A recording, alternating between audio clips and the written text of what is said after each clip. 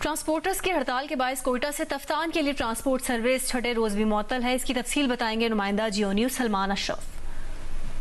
Quetta Taftan transporter ایسوسی ایشن کی جانب سے اپنے مطالبات کے حق میں احتجاج آج چھٹے روز بھی جاری ہے۔ کوئٹہ سے تفتان کے لیے کوئی بھی ٹرانسپورٹ روانہ نہیں ہو سکی۔ اس حوالے سے ان کا کہنا ہے کہ جو قانون نافذ کرنے والے ادارے کے اہلکار ہیں ان کے مبینہ ناروا سلوک کے خلاف وہ احتجاج کر رہے ہیں، اور جب تک ان کا سلوک بہتر نہیں ہوتا وہ اپنا احتجاج جاری رکھیں گے۔ اس وقت ہمارے ساتھ تفتان ٹرانسپورٹرز موجود ہیں، ہم ان سے نمائندے جو موجود ہیں محمود بادنی، ہم ان سے پوچھتے ہیں کہ ان کا احتجاج کیوں ہے اور جو آئندہ کا عمل ہے انہوں نے کیا اختیار کیا ہے۔ جی محمود صاحب بتائیے گا۔ جیسا آپ نے فرمایا، واقعی گزشتہ 6 دنوں سے ہماری ٹرانسپورٹ احتجاجاً کڑی ہے اور مطالبات ہم نے بار بار متعلقہ حکام کے سامنے پیش کیے۔ مطالبات ہمارے 2 ہیں کہ اس روٹ پر سفر کرنے کے لیے ہر عام پاکستانی کو اجازت دی جائے، اور دوسری بات ہے اگر سیکورٹی